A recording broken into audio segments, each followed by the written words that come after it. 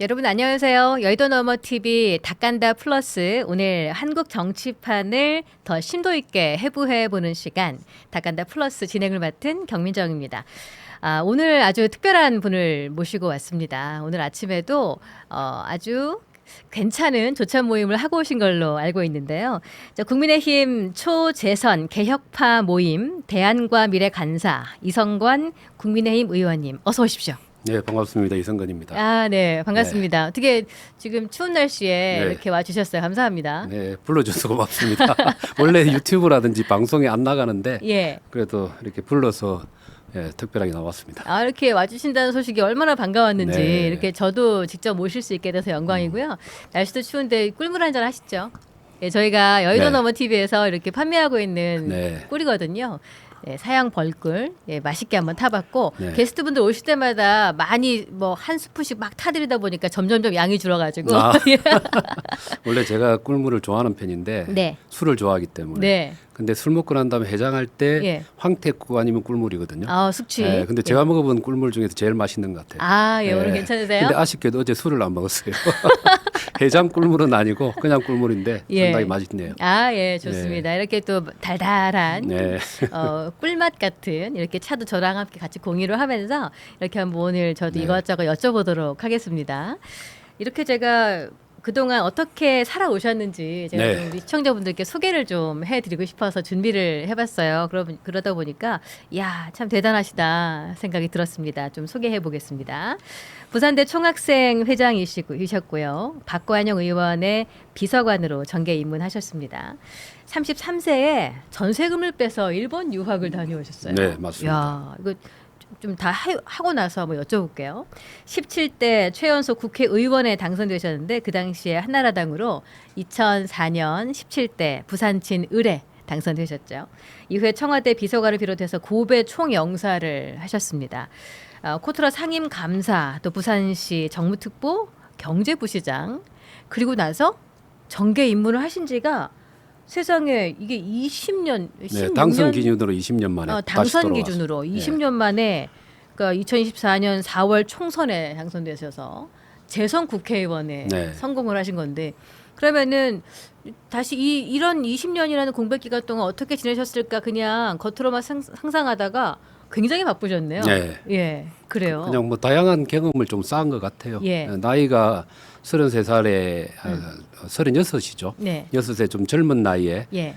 국회의원을 했는데 예. 딱 4년 한 번 하고 못했어요. 그 이유가 당시에 친박 친이 간에 예. 그 한나라당 안에서 개파 투쟁이 아주 심각했습니다. 예. 친이가 친박을 학살하고 친박이 다시 친이가 학살한 그 과정에 다시 공천을 제가 계속 못 받았어요. 네 번의 공천을 못 받고 예. 20년이 지나고 난 다음에 당선 기준으로 그래 당선이 된 좀 특이한 케이스입니다. 예. 그럼 그때도 혹시 젊은 주자를 키우지 않으려는 뭐 당내 영향이 좀 있었던 건 아닌가요, 혹시? 뭐 그런 측면도 있었는데 네. 지금과 그때 가장 큰 차이점은 네.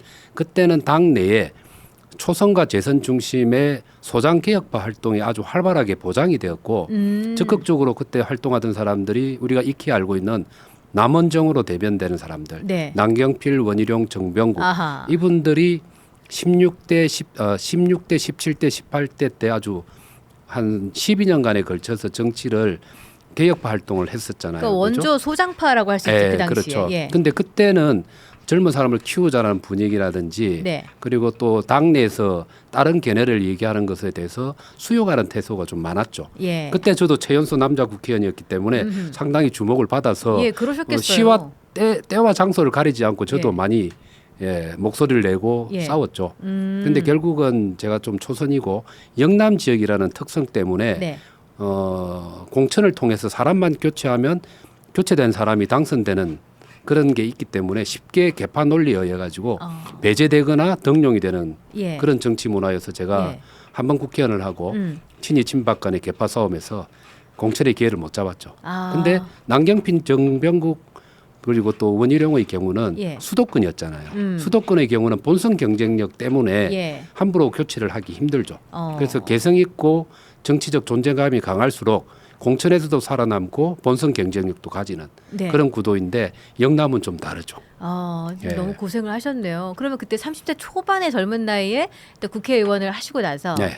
그러면은 이 전세금을 빼서 일본 유학 가신 거는 국회의원 되시기 전인가요? 되기 전이죠. 되기 전에 되기 유학을 전에. 경험하시고 네. 국회에 입성을 했다가 예, 그렇죠. 예. 그리고 공천 탈락하고 난 다음에는 네. 또 나름대로 공직의 기회는 제가 또 가지게 되었습니다. 네. 그때 코트라에서 상임 감사를 2년간 하고 그리고 또 2010년에 네. 지방선거가 있었죠. 이명박 정부 시절에 네. 그때 대참패를 했습니다. 이명박 예. 정부가 네. 오만하다, 명박산성 이런 거 아마 아시겠죠. 음. 그리고 난 다음에 좀 더 당정청의 개혁이 필요하다고 해서 네. 새로운 인물들을 들이는데 제가 코트라 일을 하고 있는데 청와대에서 연락이 와서 다시 들어와서 일을 좀 해달라 해서 시민사회 비서관으로 제가 또 청와대에서 근무를 했었죠. 이 능력을 예. 대내적으로 굉장히 인정을 받으셨네요. 그러니까 꼭 써야 되는 사람인데 그 당시에 그냥 계파 갈등, 뭐 자리 싸움 이런 것 때문에 좀 잠시 자리를 내준 시간이 꽤 길었다. 네. 이렇게 보시면 되겠네요. 능력 때문에 등용을 한 건지 네. 아니면 약간의 뭐 이런 표현은 좀 그렇지만 액세서리로 필요했는지는 알 수는 없죠. 아이고. 제가 중학생회장을 하다 보니까 초반에. 보수 정당과 보수 진영 내에서 민주당은 보면 386 당시에 네, 지금은 맞습니다. 586, 686 예, 이렇게 뭐 부르지만 운동권, 예. 운동권 출신들이 많았는데 보수 정당에서는 그렇게 많지가 않았습니다. 예. 원희룡 이런 세대에 비해서 저는 후배 세대인데 예. 제 세대의 운동권을 경험한 좀 진보적 가치관을 가지고 대학 시절을 보냈던 사람이 많지가 않았어요. 예, 예. 그런 의미에 있어서 당정청에 개혁을 할 때 약간 진보적인 정치인이나 인적 자원이 필요했을 수도 있는데 예. 그래서 제가 또 맡은 영역도 시민사회 비서관이었고 예. 뭐 나름대로 열심히 일을 했고 최대한 정부와 또 시민사회 간의 소통을 위해서 노력은 했었습니다. 예. 그러면은 뭐 시에서 아니면은 국가에서 이런 정무적인 참모 역할을 하시던 것하고 국회의원의 역할하고 우리 의원님께는 어떤 게 더 나다움이 있으신 거예요? 아직도 잘 모르겠어요. 그래요? 아니 그 초선 17대 할 때 네. 정치인이 내한테 맞는 옷이구나 생각을 하고 음. 적극적으로 제 생각도 정립하고 주장도 많이 했었는데 네. 오히려 그것 때문에 영당권 의원이다 보니 약간 역차별 받는 면이 있었는데 네. 그리고 이게 정치 현장에 다시 돌아온 게 16년 만에 돌아왔잖아요. 네. 그러다 보니까 그 사이에는 주로 행정의 일을 많이 했어요. 고베에서 총영사, 외교관 활동을 했고 예. 청와대 근무하고 부산시에서 한 3년간의 또 정무특보와 부시장을 했기 때문에 예, 예. 행정의 옷을 입다 보니까 이게 내한테 맞는 옷 같기도 하고 근데 지금 다시 정치권에 들어오다 보니까 아직은 제가 어떤 옷이 맞는지는 잘 모르겠습니다. 솔직하게. 그러시군요. 그럼 이 말씀은 이걸 해도 저걸 해도 다 잘 해내고 있다라는 아이고, 좋게 그런 봐주셔서. 말씀으로 이렇게 다 받아들여지는데 그러면은 17대에 최연소 국회의원 당선되셔서 활동하신 지가 20년 이렇게 되신 거예요. 그러면은 사하갑 지역구 국회의원으로 되셨단 말이에요. 네. 감회가 아주 새로우실 것 같아요. 네, 근데 제가 지역구를 옮겼어요. 원래는 부산 진거리라는 부산의 원도심 네. 가장 중심적인 상업 지역에서 국회의원을 하다가 부산 지역은 크게 동부산, 서부산으로 나뉘어집니다. 네. 동부산은 우리 아마 전국에 있는 국민들도 알다시피 예. 부산 여행을 가면 해운대부터 가잖아요. 예. 그 해운대가 팽창을 해서 기장이라는 곳까지 확장이 돼 있어요. 대부분 글로 가죠. 그러면 부산은 엄청 글로벌한 도시, 발전된 현대화된 도시의 이미지지만 서부산에 가는 순간 제가 서부산 출신입니다. 그래요.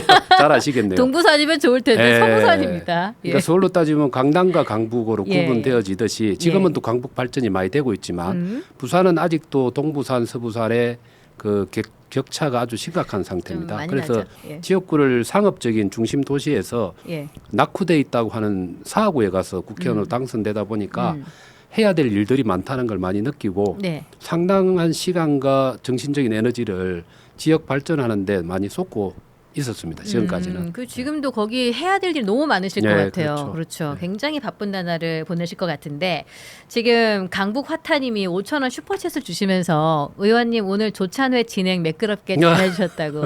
지금 그러니까 대안과 미래 간사 역할을 네, 하고 그렇죠. 계시잖아요. 그래서 오늘 인터뷰 내용 중에 참 이 부분이 너무 중요한 내용이고 우리 국민의힘의 미래를 어떻게 좀 가름할 수 있는 우리 대안과 미래의 그런 입장 표명이나 여러 가지 거취가 국힘의 지선의 결정적인 역할을 할 수 있지도 않을까 뭐 이런 생각이 들더라고요. 그래서 특히 오늘 같은 경우에는 아침에 조찬 모임을 하기도 하셨고 해서 슈퍼챗까지 주셔서 감사드리고요. 자, 국민의힘 초재선 의원이 주축인 개혁파 모임 대안과 미래의 간사를 맡게 되셨는데 이게 개혁 성향의 공부 모임이라고 들었는데요. 어떤 내용을 주로 회의를 하시고 공부를 하시나요? 일단 시작부터 이 네. 모임이 발족한 시작의 배경을 좀 알아야 될 것 같아요. 우리가 2024년 12월 3일 날 계엄이 있었잖아요. 그로부터 찬반 논쟁이 존재를 했고 네. 헌법재판소에서 4월 4일 날 탄핵이 인용이 되었고 네. 그래서 작년 12월 3일이면 2025년 12월 3일이면 1년을 맞이하잖아요. 네. 근데 우리 당은 그 계엄과 탄핵의 강을 못 건넌 상태였어요. 이게 계엄은 잘못됐다고 인정을 했지만 탄핵에 대해서는 찬성과 반대가 나누어져서 당 안에서도 혼란이 거듭되고 있고 우리 지지자들과 당원들도 마찬가지로 혼란이 거듭되어 있는 상태. 예. 그리고 국민들은 우리 국민의힘에 대해서 탄핵을 반대한 세력으로서 낙인을 찍고 있는 상황이었죠. 근데 12월 3일이 다가오니 우리가 재선의 국회의원들 중에 8명이 대안과 책임이라는 공부 모임을 하고 있었어요. 예. 그래서 12월 3일 정도에는 적어도 1년을 맞이했으니까 우리 당이 대통령을 배출했는데 그 대통령이 계엄을 했기 때문에 네. 사과 반성을 하고 윤 대통령과의 절연을 하고 쇄신을 해야 된다.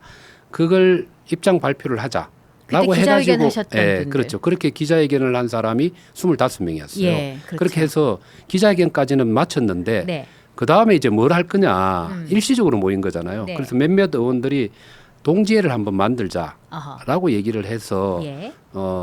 첫 모임을 한번 가져봤더니 자 지속적으로 당의 발전을 위해서 공부도 하고 당의 현안 문제에 대해서 목소리를 내는 네. 그룹화를 하자라고 해서 모임을 만들어지고 그리고 이름도 대안과 미래로 네. 확정을 짓고 지금까지 오늘까지 하면은 5번의 모임을 지속해 왔습니다.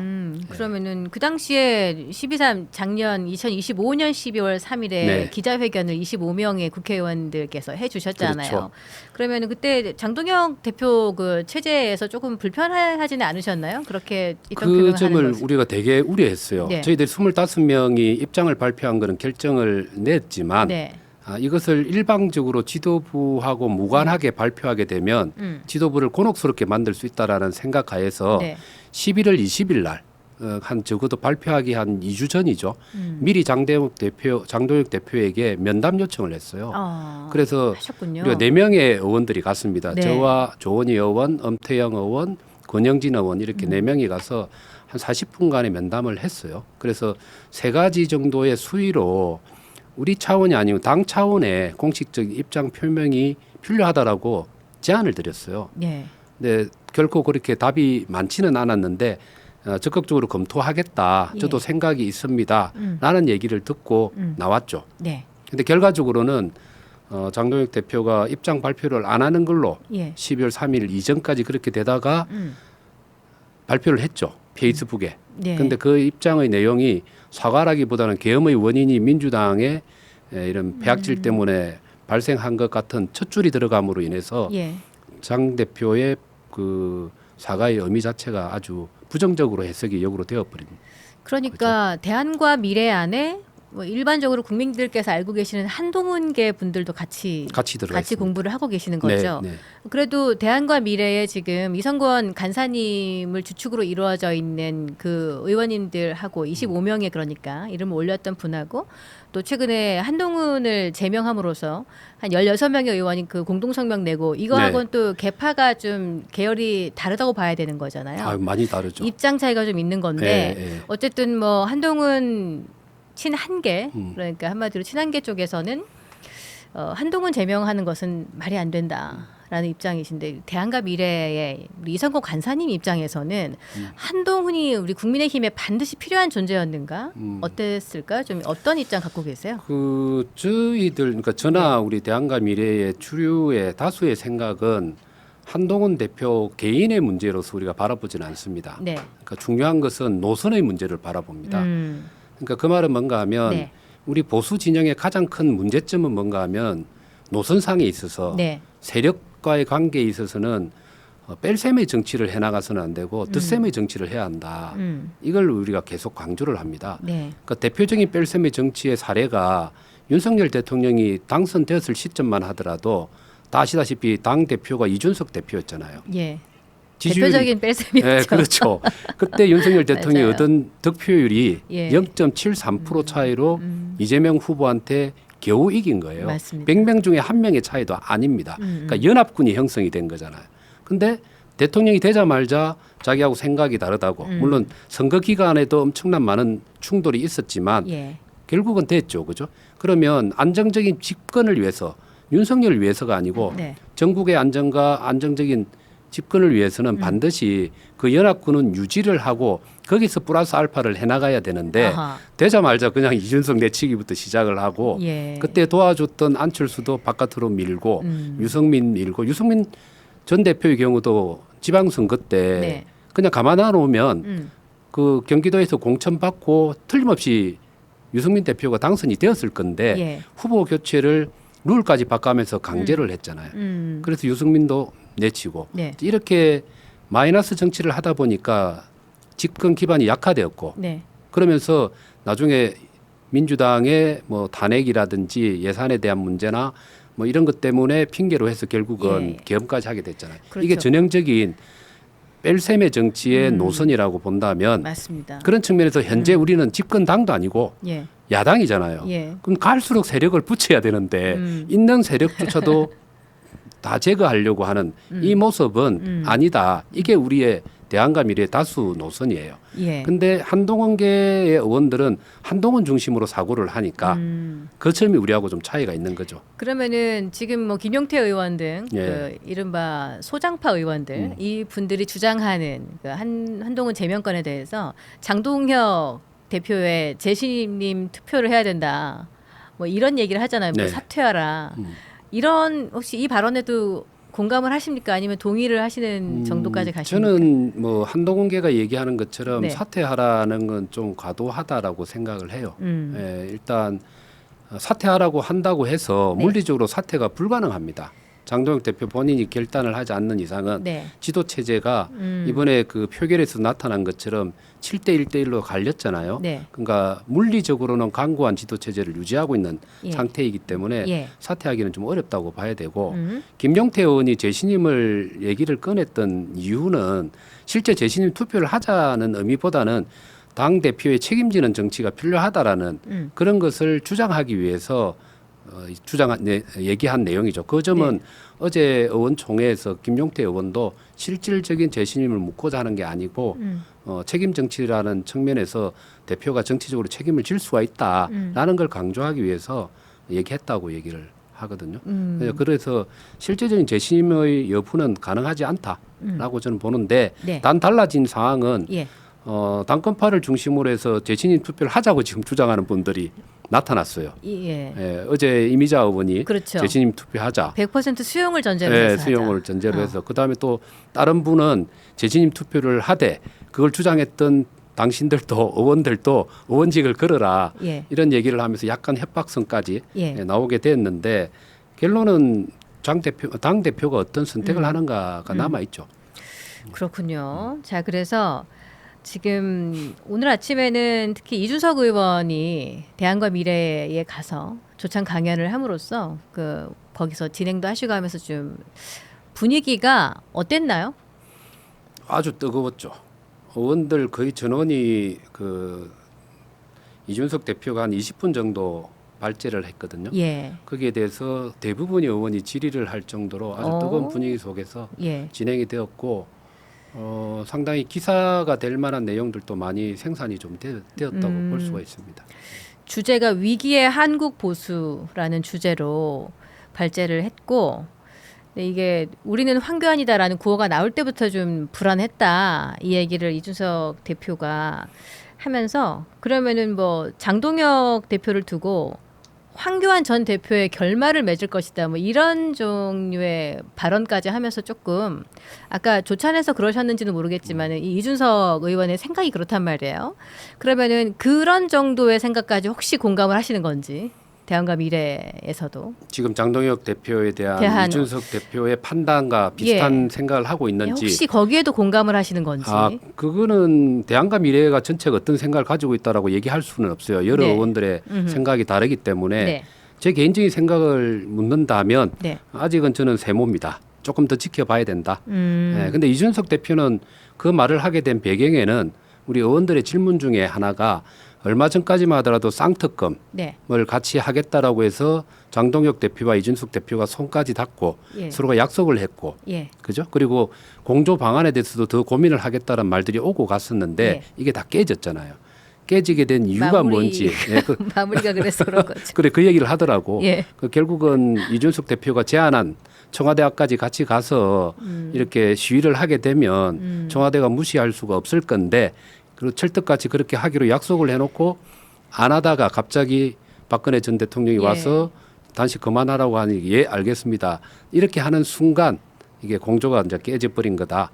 그러나 그 이전으로 거슬러 올라가 보면 장동혁 대표가 집회 때 우리가 황교안이다. 이 순간부터 자기는 노선상으로는 같이 가기는 어려운 점이 있을 수 있겠다라는 생각을 했다는 걸 오늘 좀 강조를 했죠. 그러니까 그 박근혜 대통령님이 오시는 그림보다 앰뷸런스를 타고 그 앰뷸런스를 마다하지 말고 그걸 타고 청와대로 가셨어야 된다. 이 얘기를 하는 거잖아요. 그러니까 공학적으로 보면 저는 이제 그게 이준석 대표의 장점이라고도 생각합니다. 정치를 사실은 장동혁 대표보다 일찍 했잖아요. 2011년인가 박근혜 정부 시절부터 박근혜 퀴즈로 등장을 해서 최고위원직과 그리고 실제 나중에는 또 당 대표까지 하면서 온갖 선거를 다 경험을 해봤고 당내 역학관계에 대한 것들도 본인 스스로 관찰도 했고 역학관계의 주역으로 뛰기도 했다고요. 그러니까 정치공학적인 기술이 훨씬 뛰어나죠. 장동혁 대표보다는. 장동혁 대표는 어떤 의미에서는 순수성은 좀 있었을 수 있겠다. 그러나 기술력은 이준석 대표가 훨씬 뛰어나죠. 그래서 자기가 제안한 것에 대해서 처음에 받았다는 거잖아요. 그래 그 기대를 하고 있었는데 이게 완전히 무너져 버리니까 이거는 원칙도 좀 문제가 있을 수 있는데 우리가 황교안이다 하는 순간 원칙도 문제가 있을 수 있는데 기술 부분도 이게 못 따라오는구나라는 판단을 이준석 대표가 하지 않았을까라는 생각을 하죠. 뭐 일단은 뭐 정의로운 그 특검을 관철시키기 위해서 국힘의 입장에서는 그 정의를 관철시키기 위해서 그랬지만은 가슴속에 정의가 타오르면 뭐 합니까? 보여지는 게 정의롭지 못하면은 국민들께서 이해를 못 하시니까 그런 건데 그러면은 우리 간사님께서는 이성권 간사님께서는 이준석 대표가 이번 선거에 국힘 그러니까 보수의 선거에서 이준석 개혁신당 대표가 또는 이 개혁신당 멤버들이 꼭 필요하다고 생각하십니까? 아니면 국민의힘이 지금 뭔가 계획이 있어서 독자적으로 지선을 좀 끌고 나갈 수 있을 거라고 보시는지? 저는 기본적으로 이준석 대표의 개혁신당하고 함께 해야 된다. 함께 해야지 이길 수 있는 선거가 될 수 있다라고 생각을 해요. 그거는 국민의힘이 이긴다는 선거를 떠나서 저는 우리가 이번에 그 토론의 제목을 위기의 보수에 대한 진단이라고 얘기를 했잖아요. 그 위기라고 규정하는 이유가 우리 보수 진영이 어느 순간부터 가야 될 가치와 방향을 상실하기 시작을 했고 정책 능력을 상실하기 시작했고 배제와 분열의 정치로 이렇게 그 추락을 했어요. 이걸 살리는 게 필요한데 그런 의미에서 이번 지방선거에서부터 개혁신당과 그리고 국민의힘이 당대당 통합까지는 아니라 하더라도 선거연대 후보연대를 통해서 보수의 영역을 확장시켜 나가는 쪽으로 갔으면 좋겠다. 이게 제 생각이에요. 그런 의미에서는 국민의힘에도 그게 도움이 될 거고 그리고 또 뭐 개혁신당에도 도움이 될 수 있는 거죠. 예를 들면 중도층이 아주 많은 지역들이 있을 수 있습니다. 영남은 좀 다르죠. 호남은 다르죠. 충청도부터 해서 수도권까지 중도층이 많은 선거구가 있다. 그러면 개혁신당에 아주 훌륭한 후보가 있다 생각을 하면 우리 당이 후보를 안 내고 그쪽으로 연합 공천할 수도 있죠. 그다음에 나머지 지역의 경우 개혁신당에서 우리 국민의 후보를 지지하는 또 그런 형태의 방법이 존재할 수도 있죠. 일본의 경우는 자민당과 공명당이 열린민당을 계속 형성해 왔잖아요. 딱 그 케이스입니다. 지역에 따라서는 공명당 후보를 자민당이 도와주고 자민당 후보에 대해서 공명당이 도와주는. 그래서 당대 당으로서는 항상 독자적으로 존재하지만 예. 선거연대를 통해서 공동의 결과를 창출하고 열린 여당을 형성해 오는 방식으로 우리가 한번 해보면 좋겠다라는 게 제 생각인데 현실은 아닌 것 같아요. 오늘 이준석 굉장히 오늘 희망에 부풀어서 듣고 있다가 지금. 근데 이준석 대표가 오늘 제가 보기로는 예. 선을 확실하게 끈 것 같은데요.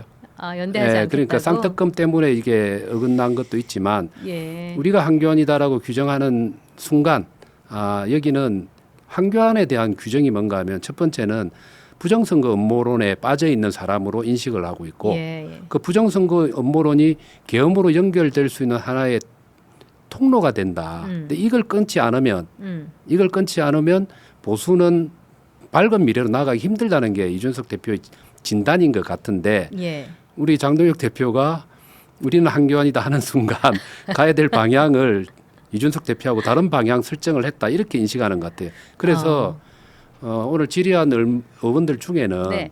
자 그러면 당신들도 세력이 적은데 이번 지방선거에서 독자 생존이 가능하겠냐 예. 안 되는 선거에 무리하는 거 아니냐 이런 질문을 하니 예. 아까 같이 하기 힘든 그 이유를 설명을 하고 그다음에 이준석 대표는 독자 노선의 성공을 위해서 최선을 다한다. 예. 그래서 모든 선거구에 최대한 후보를 낼 수 있도록 후보 발굴 특히 중요하게 여기는 게 강력 의원과 지방 의원 그러니까 기초 의원을 최대한 많이 만들고 당선될 수 있도록 하는 것. 그 중에서 기대를 제가 해석하는 겁니다. 네. 기초 의원. 예. 그 기초 의원들 중에서는 3인 4인 선거구가 선거구. 3인 4인 선거구가 있으니까 한 명이라도 소수 되겠지. 정당이 한 명이나 들어가잖아요.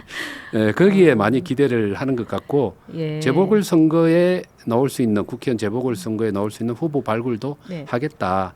이렇게 세워놓고 가는 것 같아요. 네, 개혁신당 입장에서는 뭐 선거 연대를 하고 싶어도 뭐 소위 우리 많은 분들께서 말씀하시는 뭐 같이 합당 같은 거를 뭐 조국 혁신당이랑 민주당은 지금 합당 얘기를 뭐 수면 위로 띄워서 지금 난리도 아니잖아요. 네.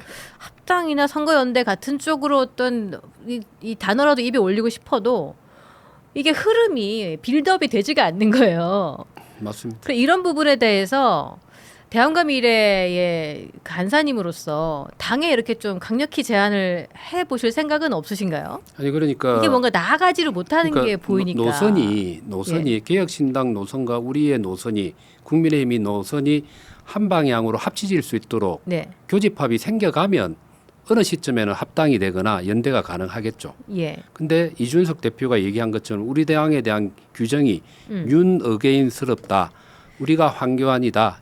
그리고 부정선거 음모론에 대해서 싸우지 않는다라고 하면 결국은 같이 하기 어렵지 않느냐. 그러니까 평행선이 되는 거죠. 그러면 우리 당 안에 있는 사람들 중에서 예. 우리 대한과 미래와 같은 의원들이 그렇죠. 그 노선 나서야지. 수정을 위해서 예. 싸워야 되는 거죠. 예. 그래서 지금 열심히 예.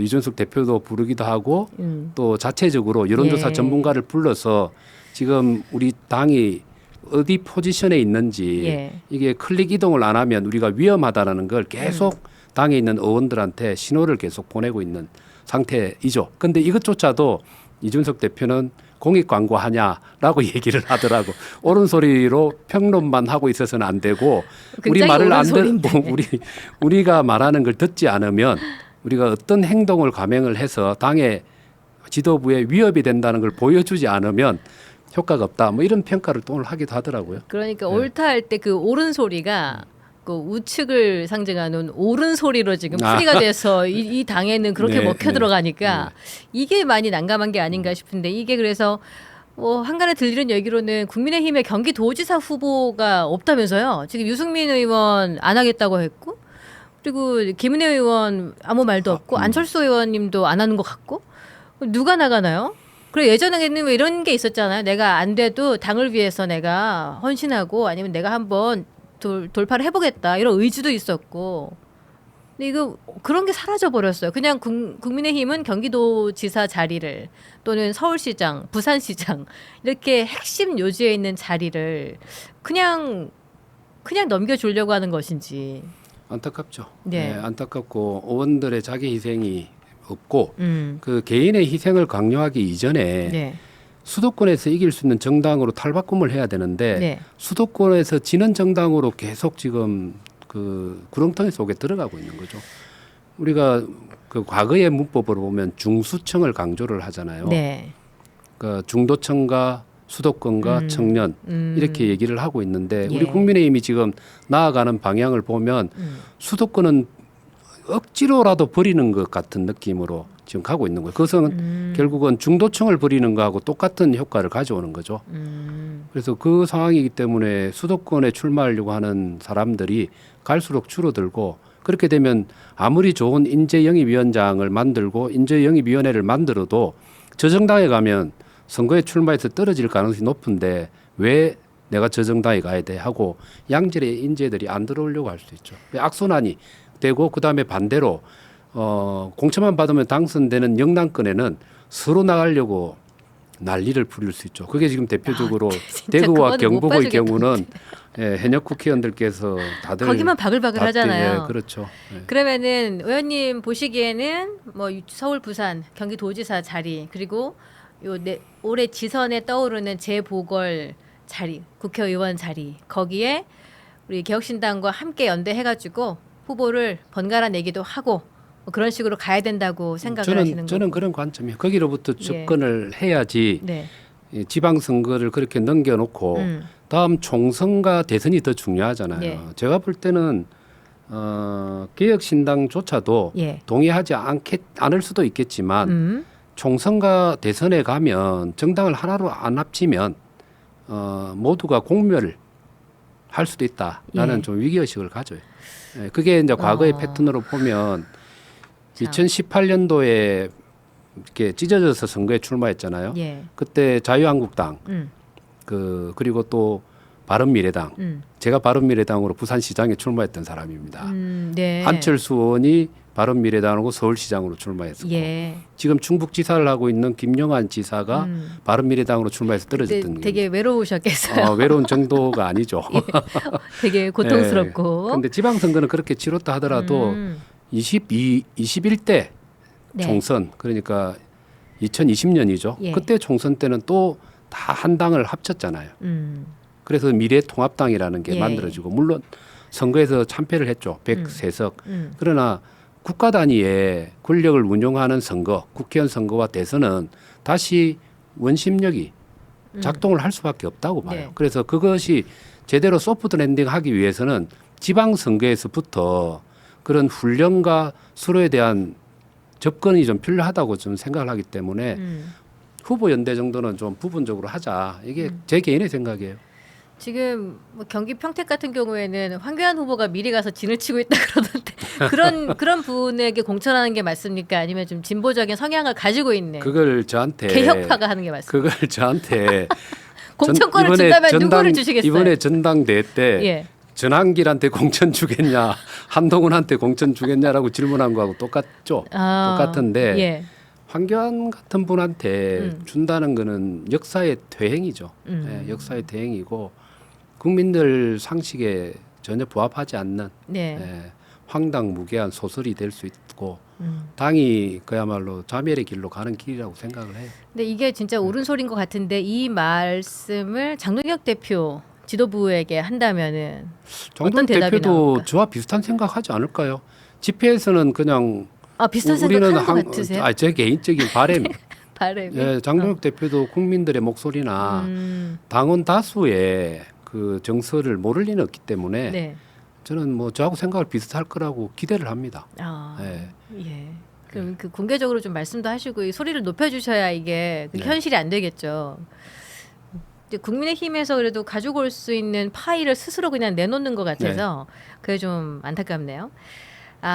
그러면은 지금 보시면은 개혁신당에서 이준석 대표하고 있었던 이야기 한번 나눠봤고요. 그러면 지금 민주당이나 조국혁신당처럼 그렇게 우리 개혁신당이랑 국민의힘도 올바른 길을 새롭게 함께 모색해서 나가야 된다 이렇게 보시는 거잖아요, 그렇죠? 그렇죠. 네. 언젠가는. 그러니까 언젠가는. 지금 조국혁신당하고 오늘도 아침에 그 원내대표 민주당 대표 연설 마치고 네. 제가 정보위원회 간사거든요. 네. 근데 법안심사 소위원장을 맡고 있어서 정보위원회 관련된 법안을 오늘 그 심의를 했어요. 예. 민주당 의원들도 왔을 거 아닙니까? 예. 그래서 회의 마치고 둘이 얘기를 하는데 그쪽 당도 시끄러워하고 기자회견을 하고 왔더라고요. 그래요? 그 의원님이. 예. 그러면서 우리 당도 시끄럽고 그쪽 당도 시끄럽고 이렇게 서로 주고받다가 제가 한 얘기가 있어요. 예. 그래도 그쪽 당은 행복한 거다. 덧셈 정치를 하기 위해서 내분이 일어나고 시끄러운데 우리는 뺄셈 때문에 시끄럽고 아 거기 더하느라 그러는 거니까 그렇죠. 낫다. 그렇지요. 하나라도 합치려고 하는 과정에 물론 그 목적 자체가 다음 국면에서는 네. 분열이 일어날 수 있는 소지가 분명히 존재하고 그 당 여권 내의 권력 투쟁의 시발이라고 보고는 있지만 예. 어쨌든 형식으로 보면 덧셈 더하는 그런 그 정치 과정 속에서 자범이지만 우리 예. 당은 하나씩 제거하는 과정의 자범이니까 네. 우리가 좀 더 안타깝죠. 근데 어쨌든 개혁신당하고는 우리가 좀 합치가 될 수 있도록 우리 당도 개혁신당도 노선의 방향을 조금씩 그 변침을 해서 맞출 수 있는 방향으로 가야 된다 생각을 합니다. 그렇네요. 자, 그러면은 이 이슈 한번 우리 한동훈 전 대표 제명권 한번 이야기를 좀 더 나눠 보도록 하겠습니다. 징계 수위가 좀 지나쳤다, 지나치죠. 과했다. 네. 그 말씀 아까 초반에 해주셨는데 대한과 미래에서 긴급 의총 소집 요구서를 제출하셨잖아요. 네. 그럼 앞으로 어떻게 되는 건가요? 아니요, 그러니까 지금 제명한 그 행위 자체가 너무 과하기 때문에 네. 국회의원의 10분의 1 이상의 서명만 있으면 의원총회를 열 수 있고 그래서 지난 금요일 날 오후에 제출을 했고 네. 이미 어제 이 문제를 놓고서 당 지도부의 해명을 네. 특히 당 대표 적시를 했습니다. 공문에 제출할 때 당 대표와 최고위원회 지도부의 제명에 대한 해명을 해라. 그리고 앞으로의 당의 진로와 관련된 방향과 계획이 뭔지를 설명을 하라고 요구를 했어요. 그래서 결국 어제 그 작업이 이루어진 거죠. 이루어졌는데 네. 우리 대안과 미래는 그 징계가 과하다고 생각을 합니다. 예. 이게 왜 그런가 하면 이게 게시판이라는 게 자유 게시판이잖아요. 누구나 와서 누구나 아무런 글을 적어도 상관이 없죠. 예. 그리고 그것도 특히나 더 자유롭게 얘기하도록 하기 위해서 네. 익명으로 글을 쓰도록 돼 있는 익명 게시판이에요. 예. 거기에 남겨진 글을 가지고 제명을 한다는 것 자체는 과하죠. 과하다. 거기다가 남겨진 내용을 보면 그리고 남겨진 주체를 보면 본인은 아닌 거는 거의 맞는 것 같은데 네. 가족들인데 연좌죄까지 적용을 해서 표현의 자유라는 헌법적 가치에 위반되는 네. 그것을 당 내에서 과연 하는 게 맞냐. 징계는 부득이하지만 제명은 과하다. 이게 대안과 미래의 생각이었죠. 이게 좀 합리적인 생각을 지금 보내주고 계신 것 같은데, 근데 의총이 그냥 난장판이 됐잖아요. 서로 막말하고. 저는 보기 좋던데요. 그게 어떤 면에서 보기 좋다는 말씀이세요? 이때까지 한 번도 그런 그 속 시원하게 아하. 본인들의 얘기를 해본 적이 없는 정당이었어요. 제가 아까 아, 17대와 없는 게 22대를 있다? 예. 비교를 했는데 예. 제 기억에 22대 국회의원 되고 벌써 2년 가까이 돼 가잖아요. 돼 가는데 의원총회를 하면 보통 본회의 30분 전에 의원총회를 열립니다. 네. 그러면은 그날 있는 본회의의 안건이 뭔지를 원내대표단이 설명을 하고 그다음에 본회의 시작 한 10분 내지 5분 전에 자유 발언하세요 이건 거예요. 예. 그럼 누가 나가서 발언합니까? 발언하면은 토론이 계속 안 이어지는데. 그다음에 여야 간의 쟁점이 되는 그런 법안들이 있잖아요. 민감한 법안. 예. 이와 관련된 정책 의총도 별로 없었어요.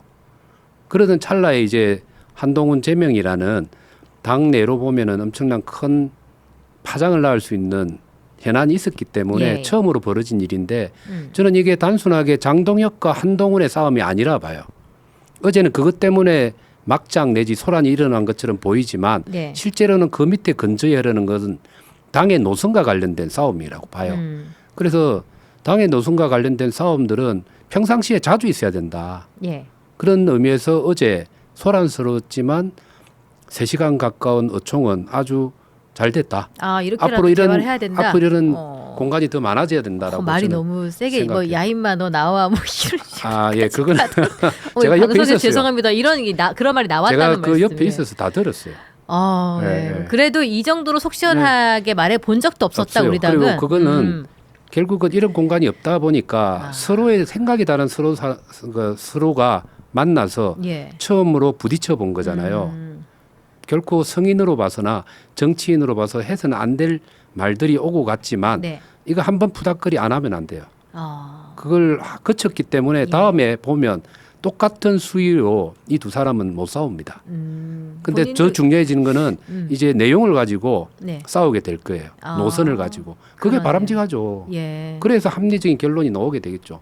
야, 근데 이게 뭐 뭔가 이렇게 또 속 시원하게 이야기를 하고 한다는 게 굉장히 요즘 좀 조심스러운 게 여야 할 것 없이 뭐 민주당도 그렇지만 국민의힘도 마찬가지로 그러니까 뭐 장동혁 대표에게 재신임을 이 대표를 재신임해야 된다. 뭐 김용태 의원이 이렇게 주장하니까 김민수 최고위원이 의원직을 걸겠느냐고 말씀하시는 게 이게 거의 협박 수준 아닌가? 그 협박이죠. 말이 안 되죠.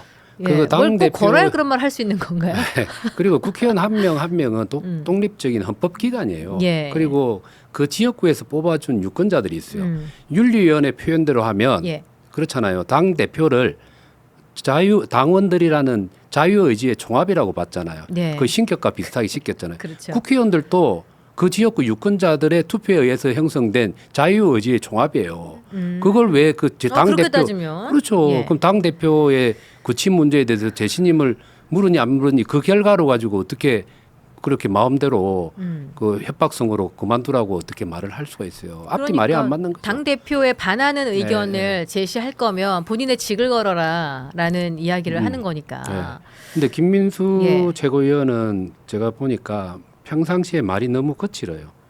저는 좀 우려스러워요. 예. 그리고 당내에 다양한 생각이 존재할 수 있다라는 것을 김민수 최고와 같은 생각을 가진 사람뿐만 아니고 예, 예. 정반대의 생각을 가진 사람도 인정을 해줘야 되는 거거든요. 네. 그럼 상대를 대하는데 태도에 있어서는 김민수 최고처럼 말이 거칠어지거나 공격적이거나 비아냥과 조롱으로 대하면 안 되는 거예요. 근데 김민수 최고는 그게 약간은 몸에 그냥 체화돼 있는 것 같은 느낌이 공격적인 들어요. 언사가. 근데 그게 나중에 가면 본인의 지지 기반을 무너뜨리게 될 수가 있어요. 언젠가는 돌아옵니다. 지금은 반짝 지지율은 끌어올릴 예, 수 있거든요. 예, 그러니까요. 그 지지하시는 분들이 좀 자극적인 단어에 열광을 예. 하시기 때문에 그런 것들을 서로 부추기는 양당의 형태가 비슷해요. 지금 맞습니다. 그 예를 들어서 김어준 씨가 밭을 갈자 이러면 쫙 붙잖아요. 뭐 칭찬 쫙 하다가 비난하자 이러면 막 가서 댓글 문자 폭탄 보내고 이런 식의 것이 지금 뭐 민주당도 국민의힘도 똑같이 그렇게 정치 팬덤을 사유화해서 공격적인 성향으로 도드라지게 나타내서 자기 유리한 방향으로 끌고 가려고 하는 것 같아서 좀 안타까운 느낌이 듭니다. 자, 국민의힘이 그래서 여러 가지로 우리 대한과 미래 간사의 입장에서 우리 이성권 의원님 보시기에 조금 갑갑하실 텐데 2016년 탄핵의 강은 건넜단 말이죠. 네, 그런데 2025년에 이 탄핵의 강은 건너지 못하는 건지 건너지 않는 건지. 건너지 못하기도 하고 않기도 하고 두 개 다 섞여 있는 것 같아요. 그러니까 저는 2016년도에는 제가 정치권에 없다 보니까 네. 그때 존재했던 토론이나 네. 쟁점들 이거 잘 모르겠어요. 그러나 2016년도에 탄핵의 강을 건넜던 이유는 일단 탄핵을 당했던 박근혜 전 대통령께서는 네. 사과를 했어요. 사과와 반성을 하고 예, 네. 자숙 모드로 들어갔고 그리고 그 박근혜 대통령에 가까이 있었던 사람들도 자숙 모드로 있었죠. 네. 그리고 거기에서 파생된 새로운 출발을 하려고 하는 세력들이 있었기 때문에 예. 바른정당이 있고 국민당이라는 안철수 정당하고 합쳐서 바른정당이 만들어져서 2018년 선거를 치러보기도 하고 예. 그러니까 과거를 단절하겠다라는 그 노력들이 세력으로 나타났죠. 예. 그게 쭉 이어지면서 박근혜 탄핵을 강을 건널 수 있는 하나의 조건이 됐던 것 같은데 네. 지금은 그게 안 건너지는 이유가 첫 번째는 윤석열 전 대통령 때문이죠. 예. 사과 반성 잘못됐다는 걸 1도 인정하지를 않고 계속 민주당과 부정선거에 대한 그걸 주장을 하면서 자기가 올바른 결정을 했다라는 주장을 하고 있고 그것을 옥중에서 메시지를 지속적으로 변호인단을 통해서 내면서 정치 선동을 계속하고 있어요. 예. 그러다 보니까 이게 소멸이 되기가 쉽지가 않죠. 그리고 유튜브 상에서 그런 걸 전파시키는 전환길 뭐부터 시작해서 많잖아요. 그죠? 그리고 우리 당 역시 그러한 윤석열의 존재를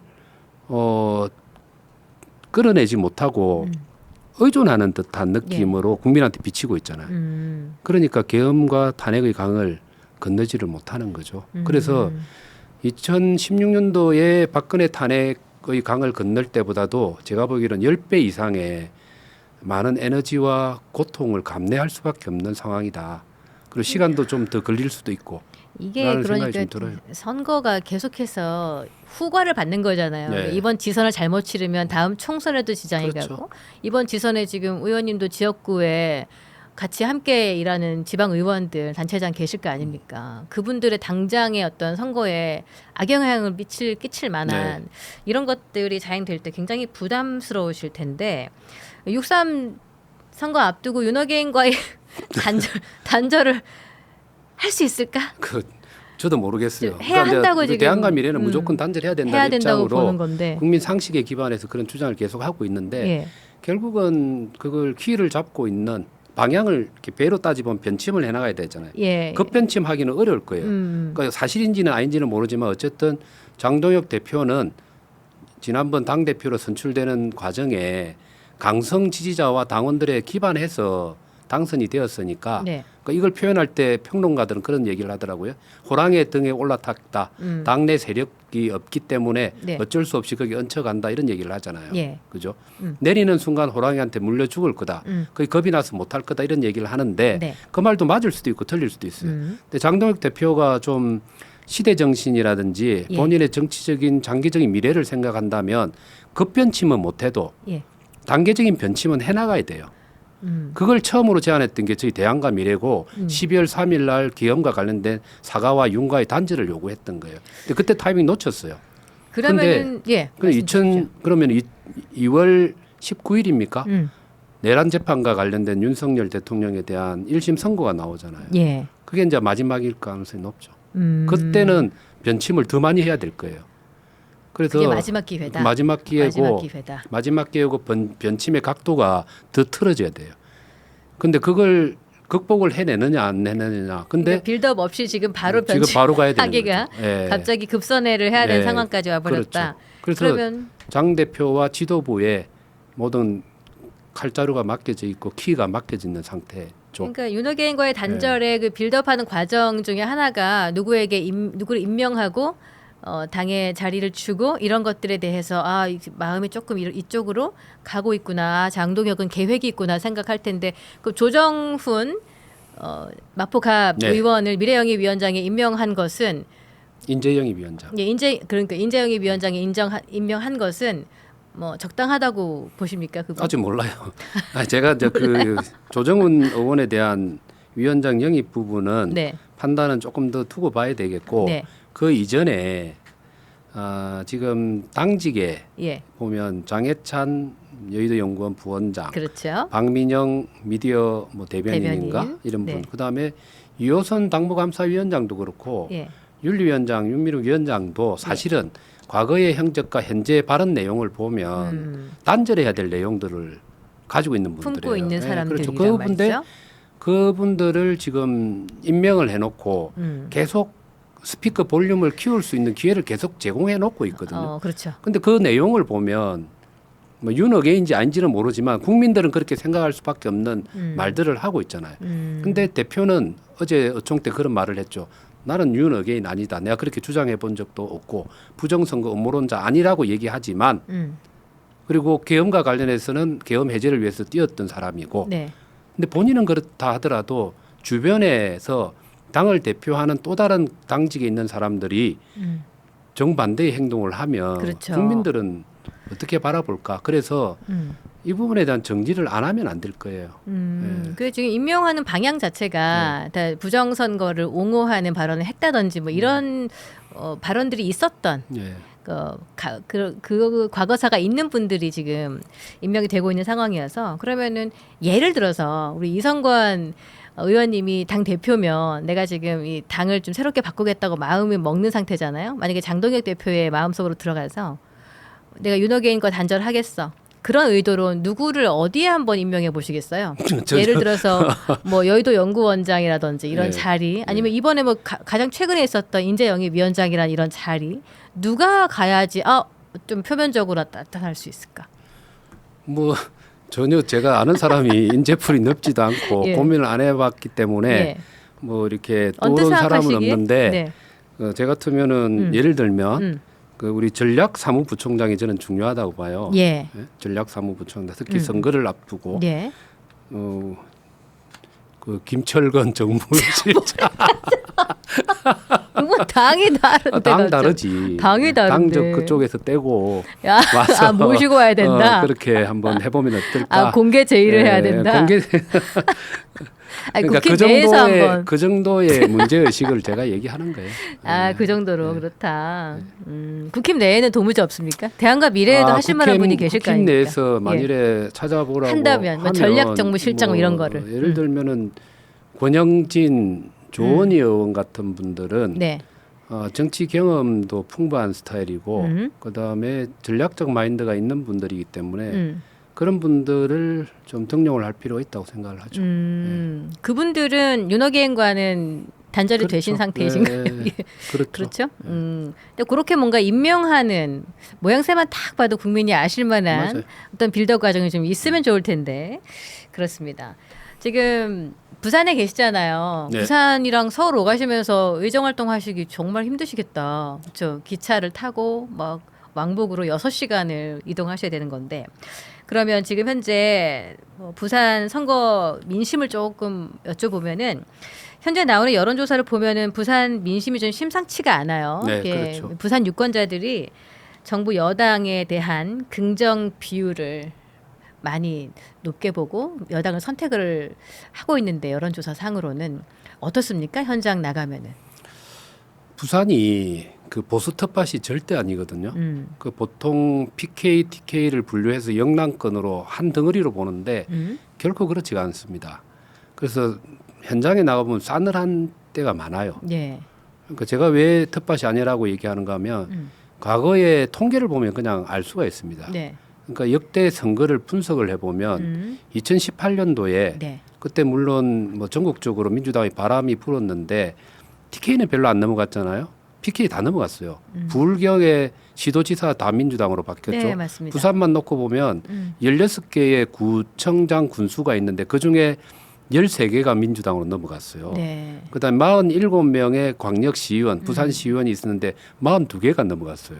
비례대표만 살아나는 이게 거 서울하고 아닙니까? 똑같아진 거였어.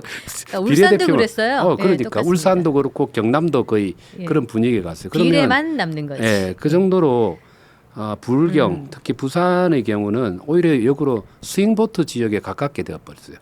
이번에 총선 그러니까 22대 총선 때 민주당의 평균 득표율 후보자들의 평균 득표율이 46%입니다. 네. 엄청난 거예요. 계속 올라와요. 그런 걸 보면 이번 지방선거는 예. 특히 민주당 그 이재명 대통령의 지지율이 기본으로 받쳐주고 있잖아요. 네. 전국 평균 55에서 60. 부산의 경우는 항상 50%가 넘어요. 그게 견인을 하고 있거든. 그 상황이기 때문에 상당히 어려운 조건에서 선거를 치러야 되는 예. 상황이죠. 그러면은 지역위원장으로서 좀 갑갑하실 텐데 선거 전략이 있으십니까? 지역에서? 뭐 크게 한 가지는 지역의 전략은 제가 후보 전술을 얼마만큼 잘 하느냐, 괜찮은 인물을 발굴해서 상대 후보하고 경쟁 우위에 있다는 걸 잘 어필하는 게 예. 우리 지역구 안에서의 싸움이고 구청장, 예. 시의원, 구의원 그것보다 더 큰 건 지방선거가 네. 또 줄투표로 간다고요. 정당 보고 그냥 1번 아니면 2번 아니면 개혁신당이 몇 번 되지. 조국혁신당 합당되면 좀 앞당겨지는 걸로 알고 있습니다. 그래 줄투표로 갈 가능성이 예. 높다. 그렇게 따져 보면은 중앙당의 역할이 중요하죠. 노선 정립, 국민한테 그렇죠. 신뢰받을 수 있는 걸로 다시 복귀가 되면 예. 밑에서 텃밭에서 그 전장에서 싸우는 전사들이 네. 살아 돌아올 확률이 높고 음. 그 지휘부가 사령부가 엉터리로 하면 예. 그냥 전장터에 나가서 다 죽고 못 사는 거죠. 지금 부산시장 선거 가상 후보 대결에서 민주당 전재수 의원 같은 경우에는 통일교 특검, 통일교 게이트 관련해 가지고 연루가 되어 있음에도 불구하고 부산시장 선거 출마를 좀 강행하는 모양새로 보이는데 어떻게 생각하세요? 말이 안 되죠. 예, 이번에 그 민중기 특검 예. 1심 선고가 났잖아요. 네. 그 통일교 게이트가 그 안에 포함돼 있고 네. 거기에 권성동 의원이 징역 2년 받았나요? 예, 선고를 받았잖아요. 징역형으로. 네. 통일교로부터 금품을 받은 것 때문에. 네. 근데 민중기 특검 과정에 나온 게 국민의힘뿐만 아니고 민주당의 정치인들의 이름이 나오고 윤영호 본부장이 직접 돈을 전달한 것을 명시를 하고 특검에 얘기를 했잖아요. 네. 그중에 인물이 하나가 전재수 의원이잖아요. 근데 그걸 안 게 민중기 특검에서 안 게 8월 달이에요. 예. 근데 11월 달까지 입 닫고 있었던 거지. 그렇죠. 예. 근데 본인들의 의도와 무관하게 파견 검사들이 복귀하는 과정에서 네. 그게 알려지게 된 거잖아요. 무마시키려고 했던 게 밝혀지게 된 밝혀지게 것이다. 된. 예. 4천만 원 뭐 어쩌고 저쩌고 예. 그다음에 시계 명품 시계 2가지 뭐 이렇게 됐는데 그러다 공소시효 끝나버린 것도 있고 그렇지 그렇죠. 않습니까? 그래서 이게 12월 31일부로 네. 3천만 원 이하의 정치자금이나 돈을 뇌물을 받게 되면 공소시효가 끝나버리게 됐으니까 네. 지금 그걸 결국은 어딘가의 지휘하에서 그걸 12월 31일까지 끌고 오고 있다가 네. 일단은 공소시효 도과를 핑계로 해서 이제 무마시키는 단계로 들어갔고 그 과정에 전재수 의원은 조용하게 있다가 이제 구정전으로 출마를 공식적으로 선언하려고 하는 거 아니냐. 그래서 결국은 권력이 뺏기니까 이런 일이 생기게 되는 거고 예. 이재명 정부의 영악함과 그리고 범죄에 대한 그 잘못된 그 반성하는 게 없이 정치적 힘으로 그냥 밀고 가려고 하는 예. 그 본인의 사법적 리스크를 안고 대통령이 된 사람이다 보니 그렇죠. 다른 사람들의 내 편이면 사법적 리스크가 있어도 밀고 간다라는 네. 그런 의식이 그대로 반영된 결과가 아닌가. 윤리 기준이 상당히 낮아졌다. 예, 이런 분들이 그렇죠. 계시더라고요. 이기는 게 뭐 옳은 거다, 뭐 이렇게 올바른 거다 이런 판단을 하고 이기는 있는 게 것 같아요. 정이다. 예, 그런 것 같아요. 지금 그런 것 보면. 같네요. 그렇습니다. 박형준 시장 재선이 가능할까요? 지금 어떤가요 상황이? 어려움에 많이 봉착해 있죠. 그게 아까 말한 것처럼 박영준 시장이 지금 전재수 후보, 그러니까 의원하고의 지지율 격차가 오차 범위를 좀 벗어나는 것처럼 보이는 네. 조사도 있고 일부 제가 듣기로는 자체가 이거 시당 차원에서 조사한 바로는 또 이기는 조사가 나오기도 합니다. 공표는 안 돼 있는데 그런 걸 종합해 보면 쉽지 않은 선거를 맞이하고 있는 건 사실인 것 같고 네.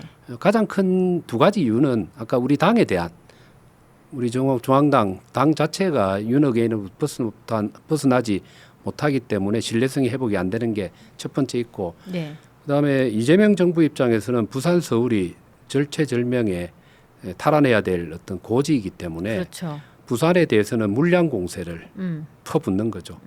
그래서 해양수산부 이전 그 속전속결로 12월 말부로 했고 예. 그다음에 해양과 관련된 그 민간 기업들 예. 이전시키는 작업도 지금 하고 있는 상황이고 네. 그 외에도 여러 가지 음. 그 부산 지역에 대한 물량 공사를 통해서 윤석열 정부와 우리는 다르다 효능감을 느끼주도록 하겠다. 네. 그 속도전을 펼치고 있는 게 부산 시민들한테 상당히 어필이 되고 있는 이 두 가지 우리 당의 문제와 이재명 정부의 물량 공세 이 두 가지가 결합된 결과로 고전을 면치 못하고 있는 거라고 봐야 되죠.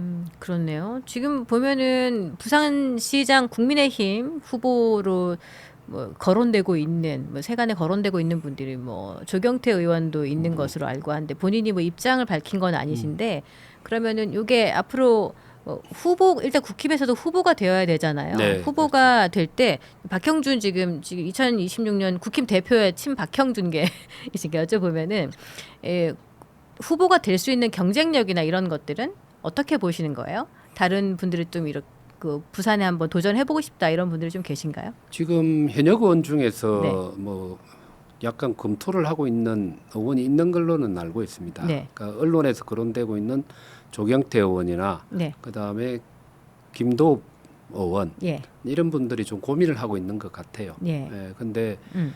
구정 전으로는 아마 결단을 해야 될 겁니다. 너무 늦어지면 실제 경선에서 뚫고 나가기 힘들 것이기 때문에 결단을 구정 전으로 할 수도 있고 아니면 접을 수도 있고 그러니까 알 수는 없지만 일단 경선에서 후보가 돼야 되는데 현역 프리미엄이 만만치가 않습니다. 예. 박영준 시장이 전재수 의원하고 가상 대결에서 그런 좀 어려움이 있긴 하지만 다른 의원들을 가상 대결을 붙이면 박영준 시장보다 이긴다는 경쟁 우위가 보여줘야 되는데 그게 안 보여주는데 그럼 당원들이 확신을 할 수 있겠습니까? 시민들이 확신을 할 수 있겠어요? 예. 그런 어려움이 있고 그다음 두 번째는 네.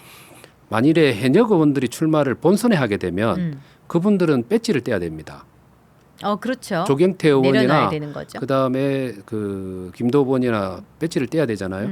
그러면은 그 지역에 보궐선거가 생겨요.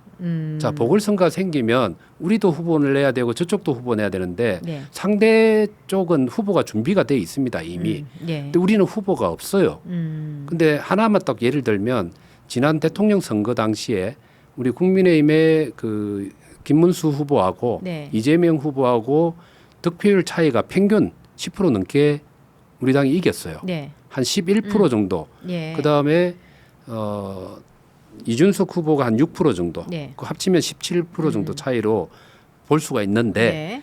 근데 유일하게 부산에서 이재명 후보한테 진 지역구가 18개 선거구 가운데 김도부 의원의 지역구예요.